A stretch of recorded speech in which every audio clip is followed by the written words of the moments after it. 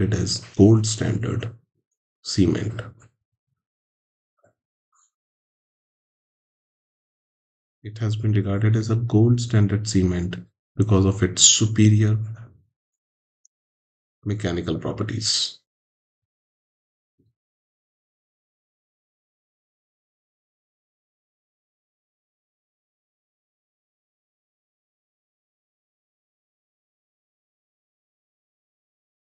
Okay, I'm starting from the beginning. There has been some technical glitch or something.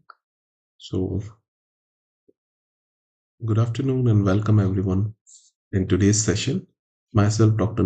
Kararia, and I welcome you to today's session that is dental cements. So, today I would be talking about dental cements. I shall be writing it again.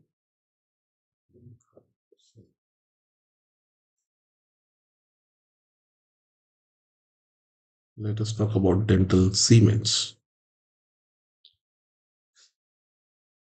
See, dental cements are the agents for the luting applications principally and restorative and base applications secondarily.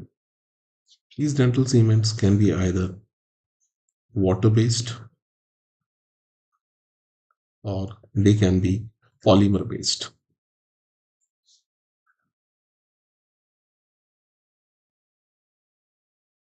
Okay. Water-based, as the name indicates, they are based upon aqueous water-soluble materials. Examples are zinc phosphate cement, zinc silicophosphate cement. Okay. Polymer-based, as the name indicates, polymer. They are principally based upon polyacrylic acid polymer. Examples are zinc polycarboxylate cement, glass ionomer cement and its modifications. These are some of the examples, and also resin cement. So principally resin cements are just like flowable composites, nothing different from that. So let us first start with zinc phosphate cement.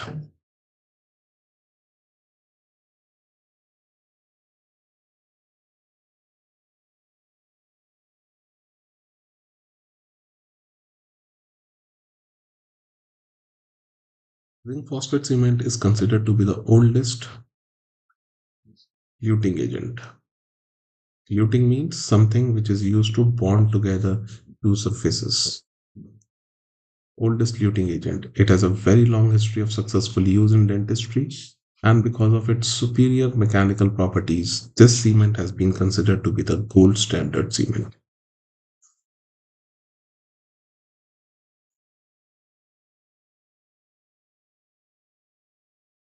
This is a gold standard cement because of its superior mechanical properties.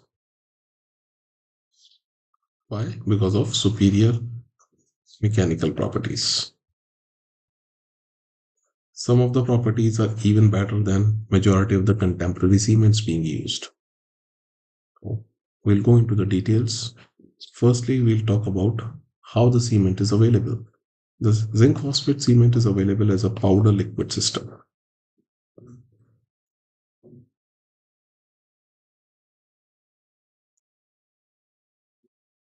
Like majority of the cements, it is a powder liquid system.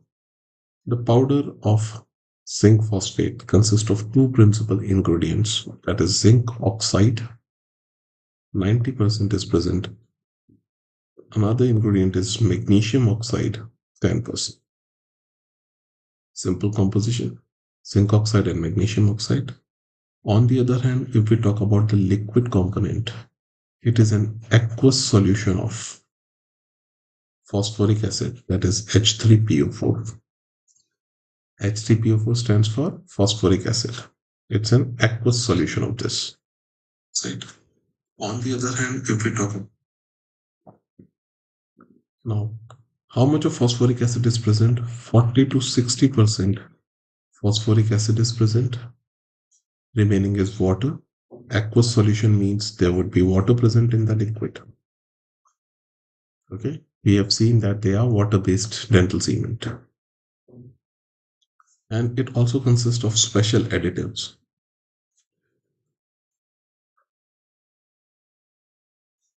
The two special additives present over here are, one is zinc phosphate crystals, another is aluminum phosphate crystals, present in the concentration of 2 to 10%.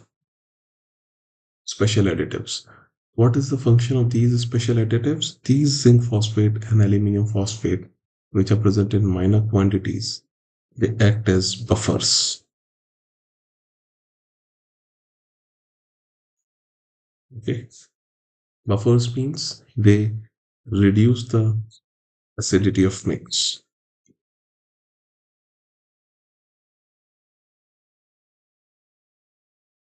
and in thus they increase the working time. Because once the acidity of the liquid is reduced, it would react less vigorously with the powder particles. So the operator is allowed sufficient time for working and manipulating the cement and placing it into the desired location. This is the composition. Now, if we talk about powders to liquid ratio, it is usually proportioned by weight.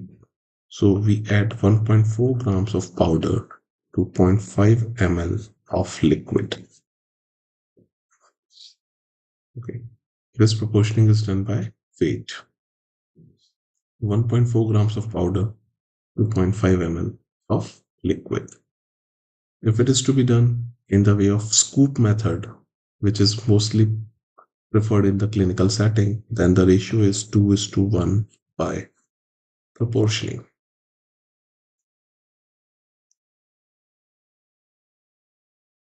So the powder is to liquid ratio. The more specific method is by weight, but routinely it is done by proportioning 2:1 ratio. Based upon the film thickness, there are two types of cements, type 1 and type 2 zinc phosphate cement.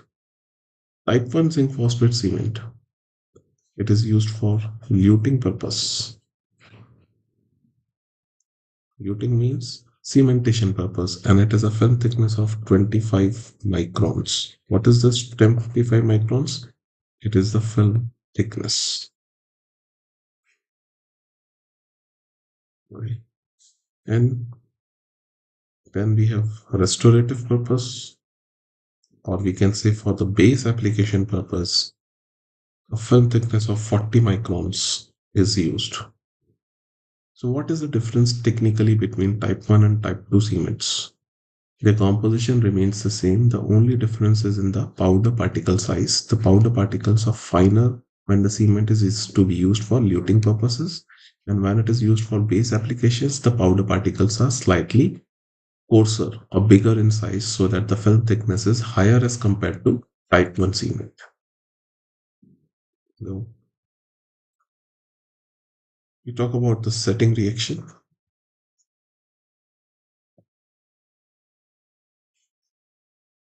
The setting reaction of cement when the powder is mixed with liquid, it is basically an acid-base reaction. The type of reaction is acid-base reaction, and this reaction is exothermic.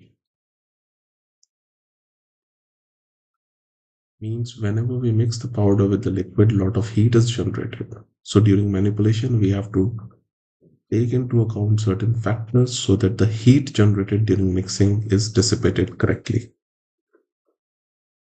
Okay. So when the powder is mixed with liquid, there's an acid-base reaction. The powder particles are attacked by the liquid, and it leads to formation of tertiary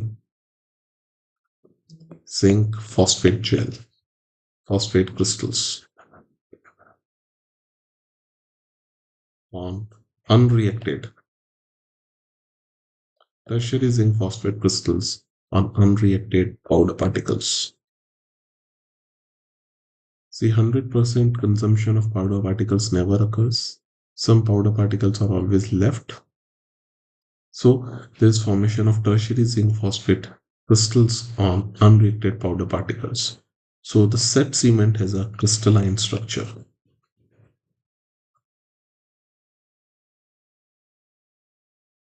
This is an unique property of zinc phosphate that it has got a crystalline structure.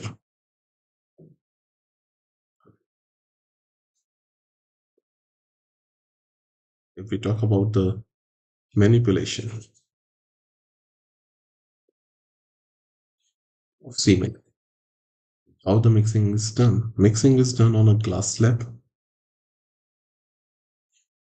with a flexible stainless steel spatula. The flexible stainless steel spatula is used and it is mixed on a glass slab. For the mixing, the said amount of powder, as we have dispensed according to the powders to liquid ratio, is divided into increments.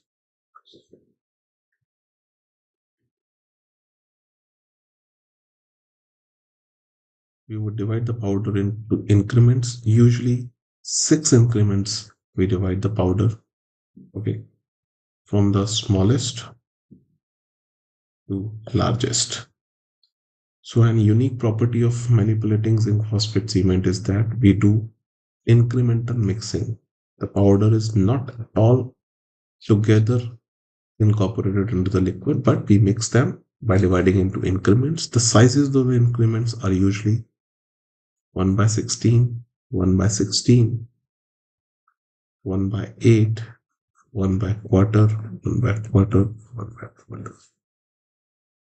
The first increment to the sixth increment. This is how we divide it.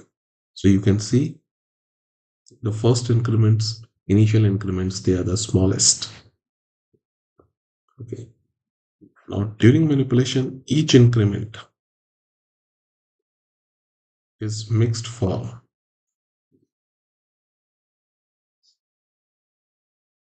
we mix each increment for 15 to 20 seconds. And this results in a total mixing time of MT stands for mixing time of the cement is nearly in the range of 1.5 to 2 minutes.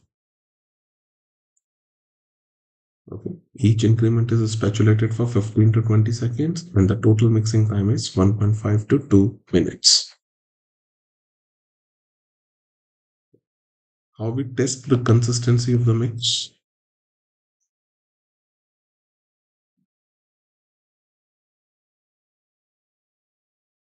We use the string test.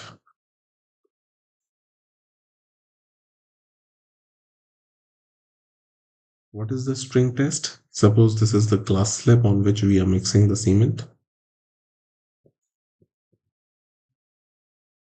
Okay.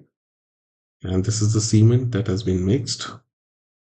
This is the spatula that is being used to mix the cement on the glass slab. We would lift the spatula with the mixed cement. Okay, the spatula is lifted up about 12 to 19 millimeters, or we can say 1/4 to 3/4 of inch. 1/4 to 3/4 inch. The cement is being mixed onto the glass slab and it is lifted. So the cement should string out. When the spatula is lifted above the glass slab with the mixed cement, the cement should string out to 12 to 19 millimeters without breaking. This is known as string test for the consistency of the mix. Okay, if cement breaks less than 12 millimeter distance, it is too thin of a mix. On the other hand, if the cement breaks when we are lifting the spatula with the cement above the glass slab, when the cement breaks for more than 19 millimeters, means the mix is too thick. This is the clinical method of testing the consistency of the mix by the string out test.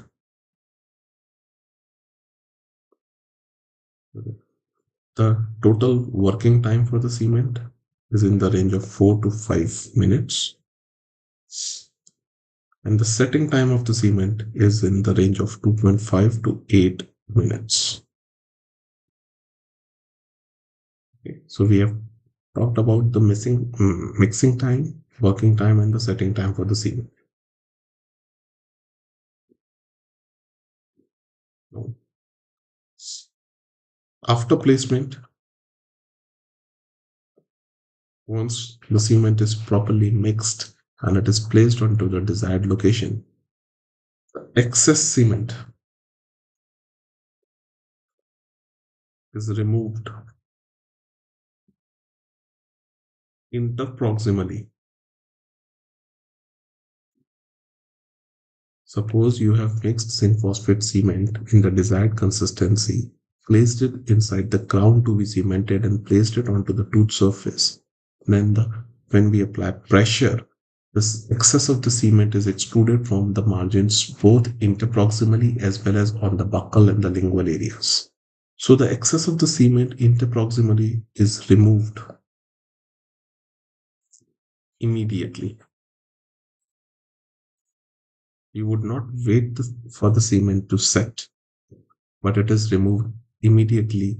How it is removed? With a dental floss. Knotted dental floss. Okay, so there would be a dental floss with a small knot into it, which is passed interproximally to remove the excess cement. And other areas, the cement is removed, excess of cement is removed after setting.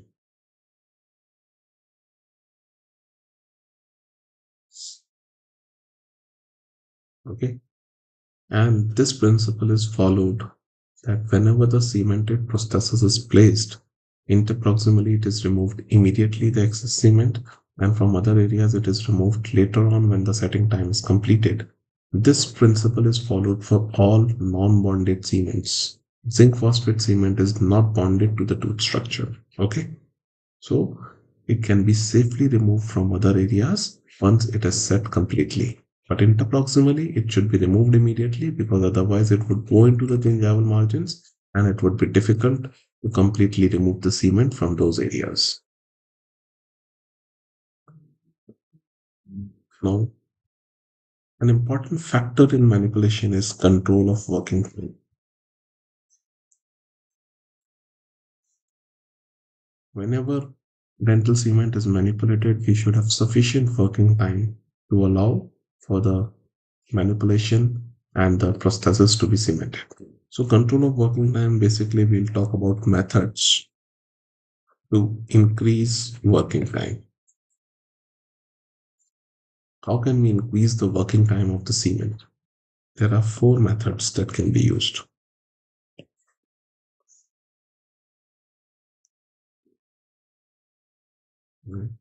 The first method is we decrease the powders to liquid ratio. Means we would make a thinner mix. We would use more of the liquid than recommended by the standard manufacturer recommendations. So it results in a thinner mix, which increases the working time. More time would be required for the cement to set, but this is generally not a recommended method. It is not recommended to alter the powders to liquid ratio. Why it is not recommended? Because it would increase the acidity of mix. The cement acidity would be increased. It would be detrimental to the health of the pulpal tissues, and this would decrease the mechanical properties. Because of these two disadvantages, this method, that is lowering the powders to liquid ratio to increase the working time, is not recommended. The second method is mixing small initial increments.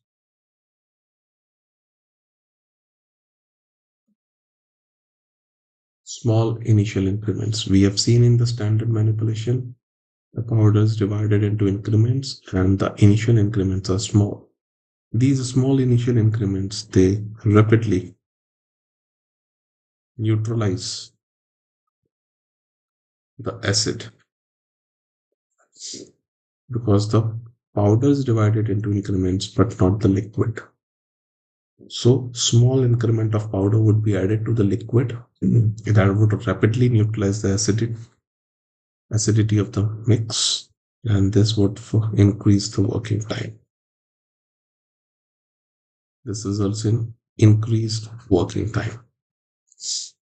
Okay, and this is a standard method that is routinely used. The third method of increasing the working time, it is by extended manipulation of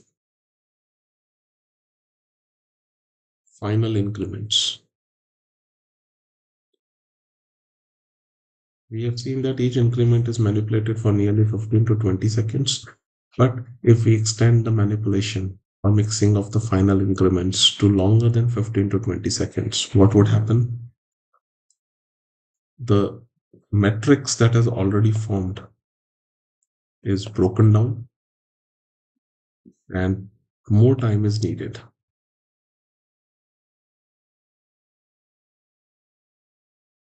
to rebuild the matrix.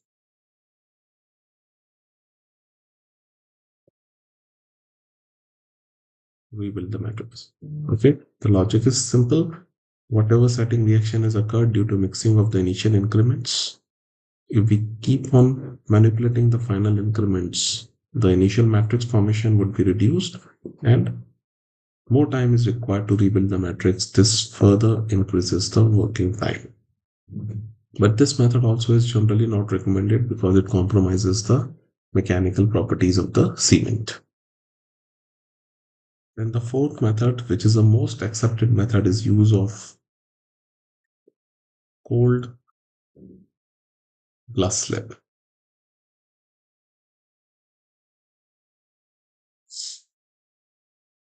If you use a cold glass slab, okay, cold glass slab means it is a refrigerated glass slab. It should be cooled above dew point.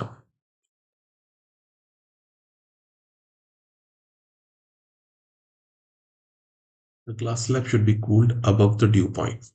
We would keep the glass slab inside the refrigerator and wait for it to cool down above the dew point is important. It should not be below the dew point. What is the dew point? For any surface, the dew point is the temperature at which the water vapor present in the atmosphere starts to condense on the surface. If the glass slab is cooled below the dew point, okay, and when we put the glass slab on the bench top, there would be condensation of water vapor and it would alter the powders to liquid ratio.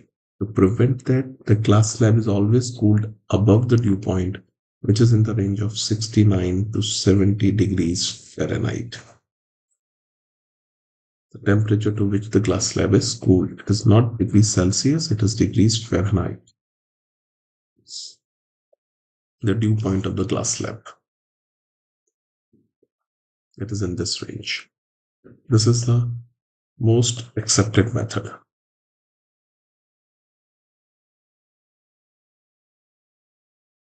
So these are the four principal methods by which we can prolong or increase the working time. The first one is definitely not recommended. The other three can be used and the most accepted one is the fourth one. So basically you have to remember how do we increase the working time. Read the question carefully, whether it is asking for increase of working time or hastening of setting, whatever. Okay. Now we talk about properties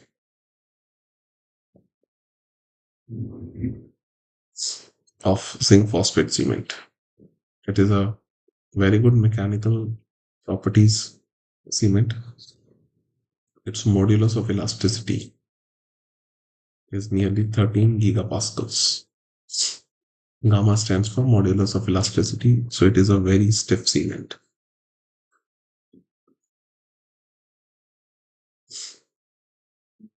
Stiff cement means it would not flex with the occlusal or tangential forces which are applied onto the tooth structure.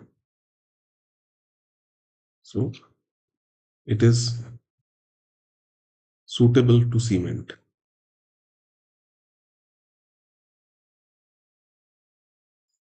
Full ceramic prosthesis.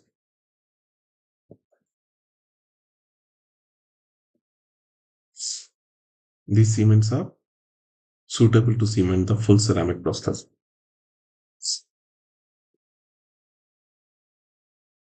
You have to understand the application of the property that is very much important. High modulus of elasticity means the cement is very stiff. So whenever tangential forces, masticatory forces are applied onto the tooth structure, the tooth has a tendency to flex in the cervical area. Okay, if the cement is not stiff, that cement would also flex and would transmit the force to the all ceramic prosthesis. We know that all ceramics, they are brittle structures which are weaker in tension and strong in compression. So if the cement is flexing with the tooth, all the tangential force would be transmitted to the prosthesis and it would fracture. So to cement a prosthesis that is a metal-free prosthesis, which is a brittle prosthesis, we need a cement with a high stiffness or modulus of elasticity.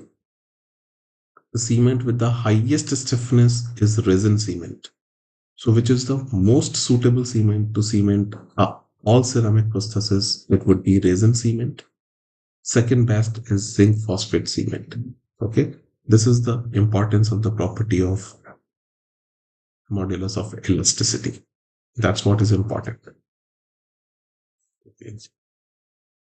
Rarely someone would be asking you about the exact values because these values depend from manufacturer to manufacturer. Okay.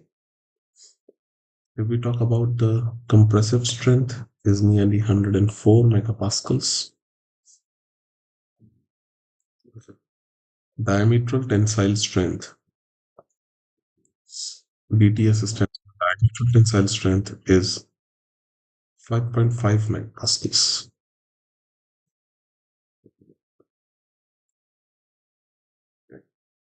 pH when freshly mixed.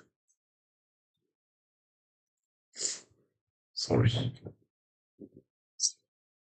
The cement has a pH of 2.1. It is very acidic. 24 hours later, that cement has a pH of 5.5. You can say that this cement is acidic always because of the strong acid, that is phosphoric acid, being used. The cement is acidic always. So if we talk about the type of pulpal reaction it elicits, it would be mild to moderate. It is a mild to moderate irritant of the pulp. Okay, the moderate reaction occurs when the remaining dentine thickness is less than 0.5 millimeters. It can cause stimulation, irritation of the pulp because of its acidity. We talk about solubility of the cement. Zinc phosphate cement has low solubility of nearly 0.06% by weight in water.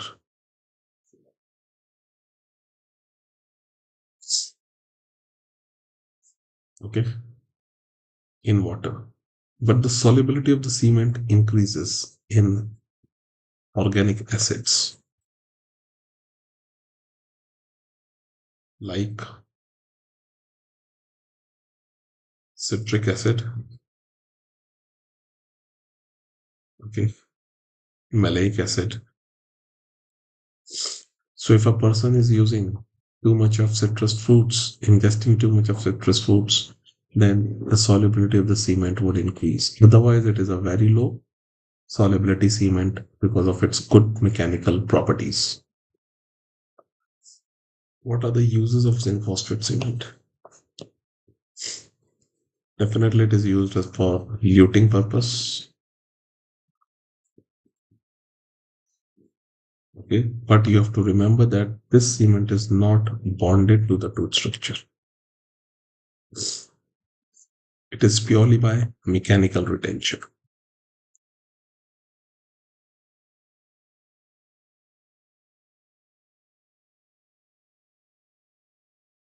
Okay. Only mechanical retention is done for this. So, if this is the prepared tooth structure, and this is the prosthesis that is to be luted with a zinc phosphate cement, then this the surface of the prosthesis is filled with the mixed cement. It should be at least half full.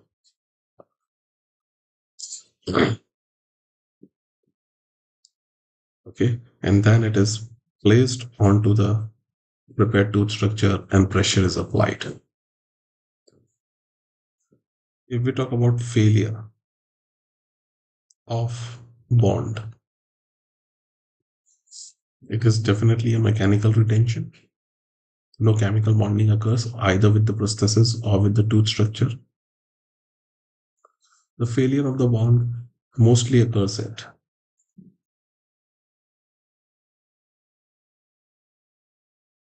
cement and tooth interface.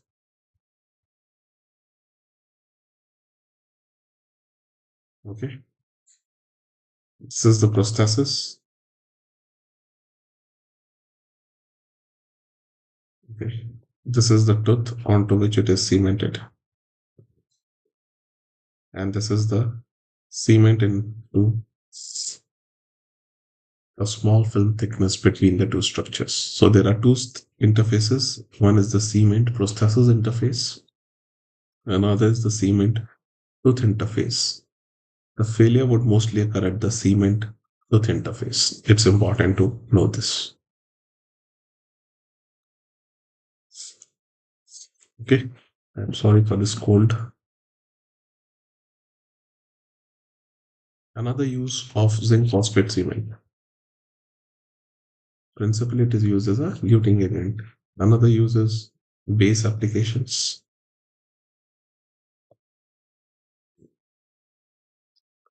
It is also used for cementation of orthodontic bends.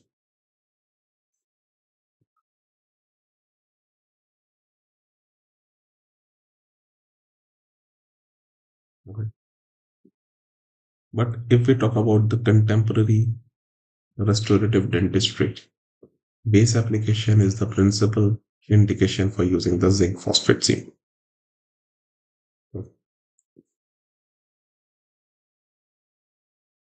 These are the important aspects of property wise and clinical of zinc phosphate cement. The second cement to be discussed is zinc polycarboxylate cement.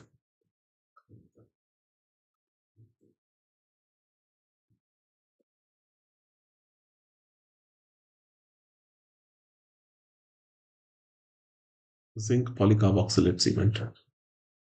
This zinc polycarboxylate cement was introduced by Smith, and it is the first cement to form chemical bond with the tooth.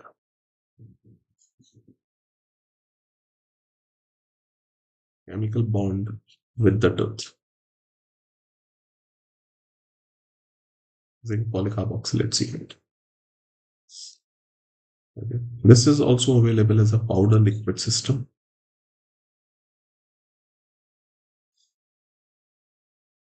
The powder is a mixture of various oxides like zinc oxide, magnesium oxide, calcium oxide, bismuth oxide, tin oxide, and a special additive that is 4% stannous fluoride, tin fluoride. Okay. Powder consists of these ingredients, various oxides of metals. This stannous fluoride is a special ingredient. It adjusts working time of the cement. Okay. Increases the shelf life of the cement,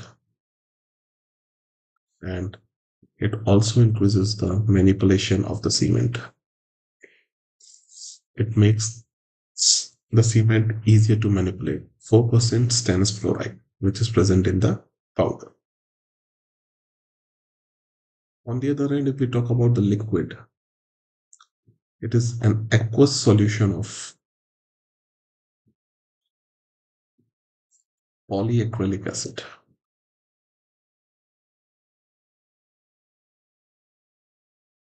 Aqueous solution of polyacrylic acid means 32 to 42% acid is present, remaining is water. Aqueous solution means there would be water present into it. Okay. Setting reaction. Before the setting reaction, if we talk about powders to liquid ratio for zinc polycarboxylate cement, it is 1.5:1 by proportion.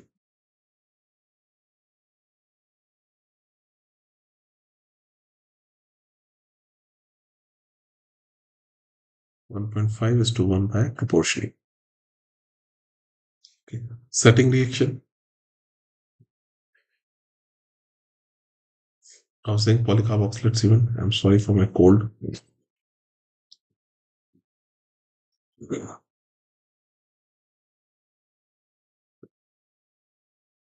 Again, it is an acid-base reaction.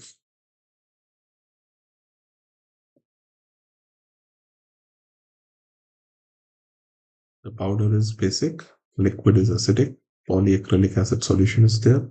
So when the powder is mixed with liquid, it results into formation of amorphous zinc polycarboxylate crystal. Gel, not crystals, but the gel, amorphous zinc polycarboxylate gel on residual powder particles.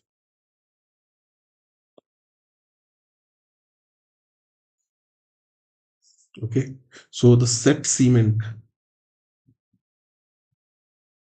is amorphous and not crystalline, unlike the zinc phosphate cement.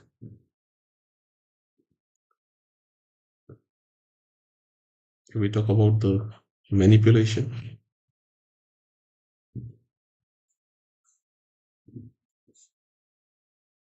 We know that this cement has a potential to chemically bond with the tooth structure. So it requires conditioning of tooth structure.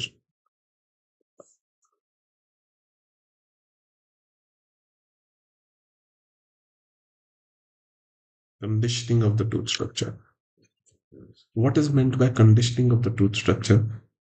In conditioning of the tooth structure, we remove the smear layer. Okay, but we do not remove the smear plug.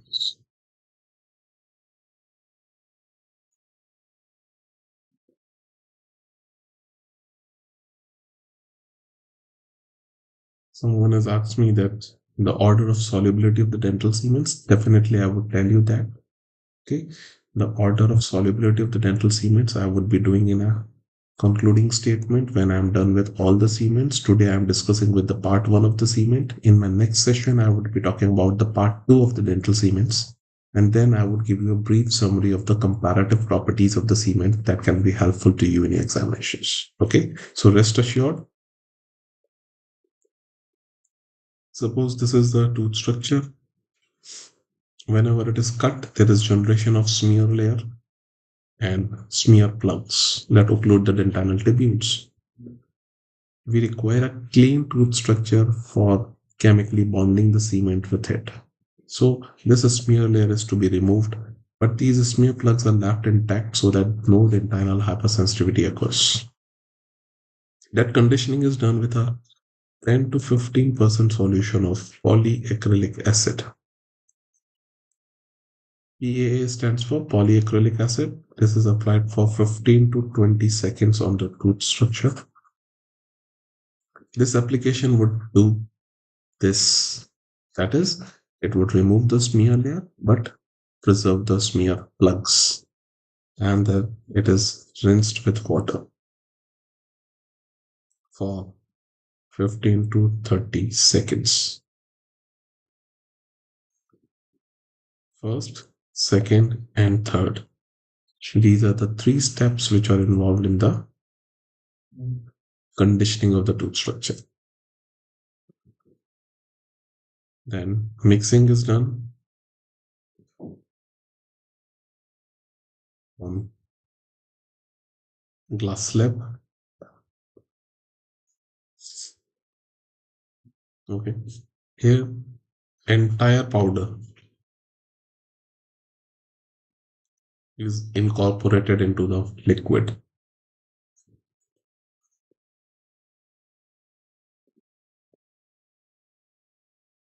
Unlike the zinc phosphate cement, we do not do incremental mixing with zinc polycarboxylate.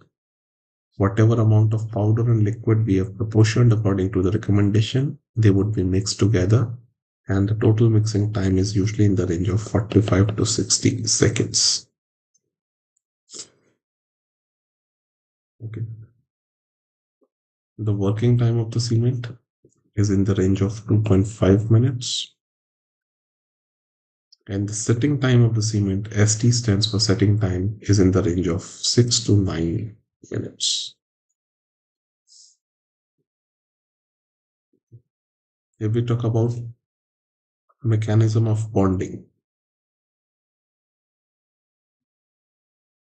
all of you must be knowing the mechanism of bonding.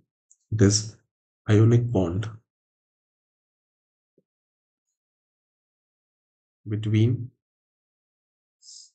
the calcium ions of the tooth structure and carboxyl groups of the polyacrylic acid. There's ionic bonding takes place. We know that enamel is more heavily calcified as compared to dentine, so definitely the bond strength to enamel is greater than to dentine. Okay.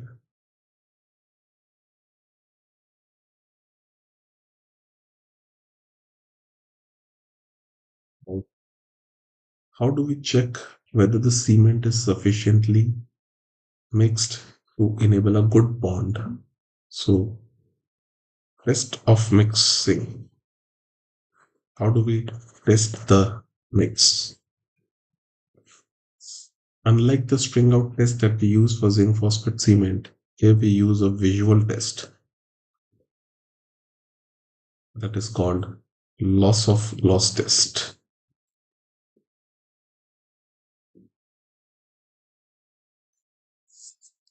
Loss of gloss test. What is loss of gloss test? The mixed cement, it should have a shiny or glossy surface.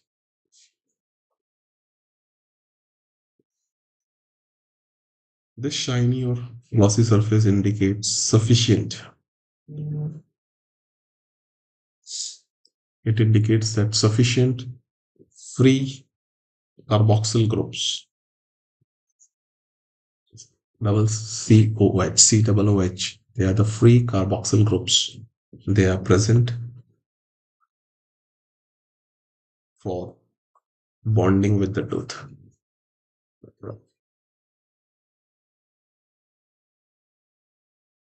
So it is a simple visual test. We see the cement and it should be clinically shiny or glossy in appearance. Dull surface, it indicates inadequate carboxyl groups. Okay, and it would result in a poor bonding.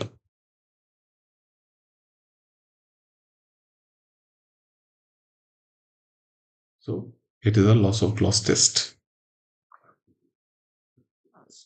Characteristic is that the cement passes through a rubbery stage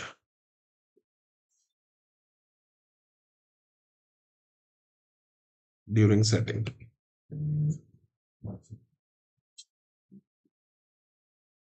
During setting. The characteristic of the cement is that there is a rubbery stage in the setting. It would become very flaky, elastic-like in consistency. From mixing to final setting, there is a stage called rubbery stage, which is a characteristic of zinc polycarboxylate cement.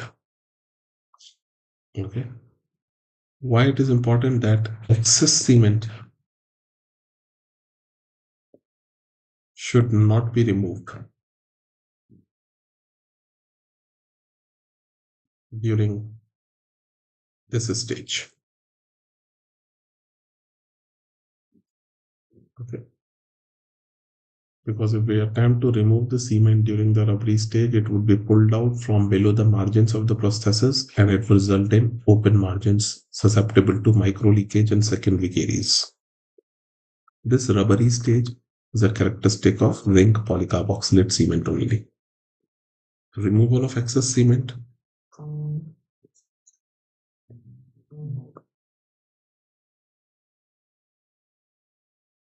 Okay. Both interproximally and other areas. Both interproximally and other areas, it should be removed immediately. So there is a technical difference from zinc phosphate cement, which is not bonded to the tooth structure. Interproximally, that was removed immediately, but from other areas, it was removed after setting. Cement that is bonded, like zinc polycarboxylate cement, should be removed immediately from all the areas, excess cement. Okay, so this principle applies to your all bonded cements. What would be an example of another bonded cement? Glass ionomer cement. Okay, failure of prosthesis. It mostly occurs at the cement prosthesis interface.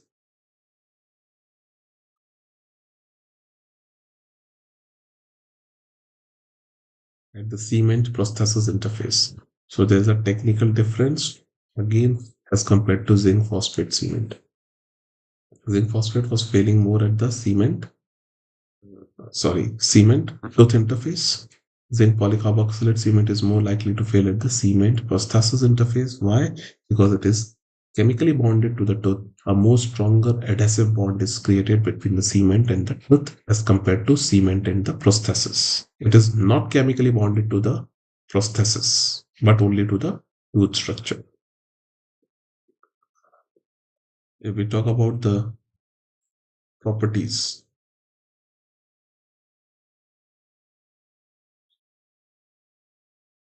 then its modulus of elasticity or stiffness is considerably less than zinc phosphate cement. So again, it is less suitable as compared to zinc phosphate for cementation of full ceramic crowns. Its compressive strength is in the range of 58 to 72 megapascals. If you remember it, it's fair enough. Even if you don't remember these exact values of the different mechanical parameters, it's quite okay because comparison and understanding the properties is more important. If we talk about the pH of this cement, freshly mixed, it is a pH of 3.4, and 24 hours later, the pH rises to 5.9. So you can see the cement is also an acidic cement because of polyacrylic acid. So what type of pulpal reaction does it initiate? It would be a mild pulpal irritation, not moderate or severe. Why mild pulpal irritation? Because polycarboxylate cement has large powder particles.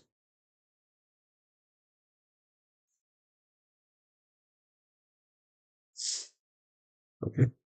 And these large powder particles, they do not diffuse through dentinal tubules.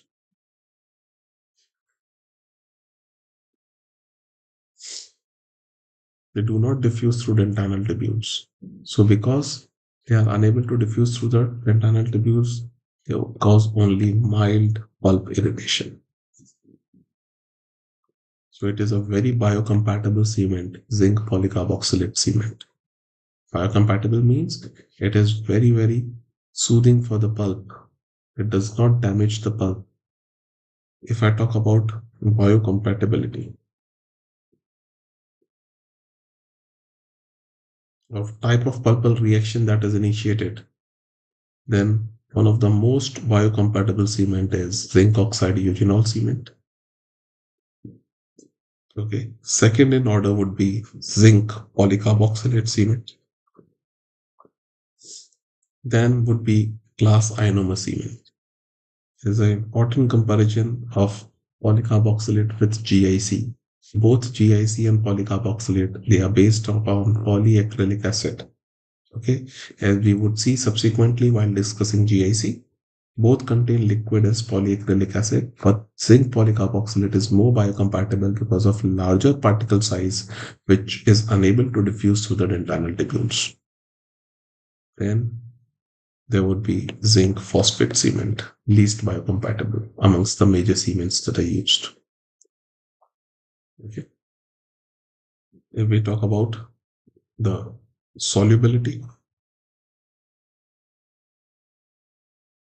of zinc polycarboxylate cement is almost similar to that of zinc phosphate cement. It is also low soluble cement. But if a strict comparison is to be made, then it is more soluble than zinc phosphate cement. Strict comparison.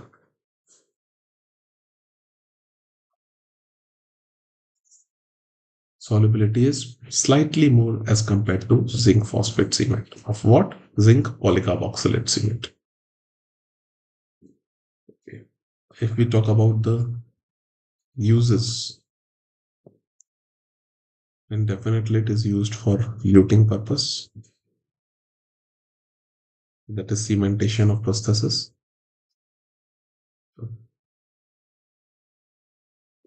It is not used as a restorative. Although it is chemically bonded because it is opaque, or we can say it is chalky white due to zinc oxide present in it. We have seen that zinc oxide is a component of the powder, so it is chalky white or opaque due to zinc oxide present in it. So you have to understand the properties. If the question is asking you something like you have to lute a prosthesis or a crown or vital tooth, and you choose a chemically bonded cement, which is a better choice, a glass ionomer cement or a zinc polycarboxylate cement? See, both are technically the same. The same mechanism of bonding would be there because both are polyacrylic acid based. But zinc polycarboxylate is more suited for vital teeth. Vital means the pulp is intact because we have seen that because of the large powder particle size, it does not diffuse through the dentinal tubules as strongly as zinc glass ionomer cement. So biocompatibility is more, it is more suited for luting purpose in vital teeth. So understanding and comparison of properties is important. If we talk about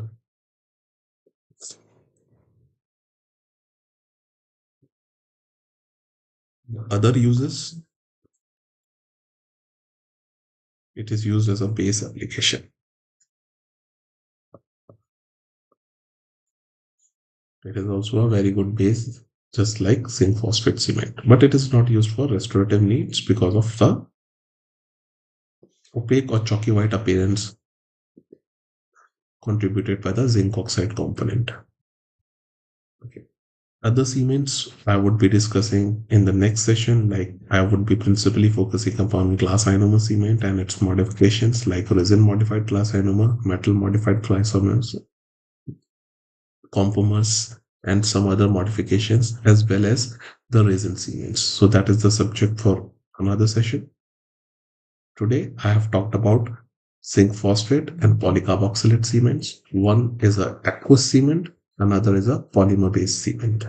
Okay, that is all for today. See you on 28th of this month in the second part of dental cements. Till then, happy reading. Thank you very much for being connected, and I'm really sorry for my cold issue. Thank you very much.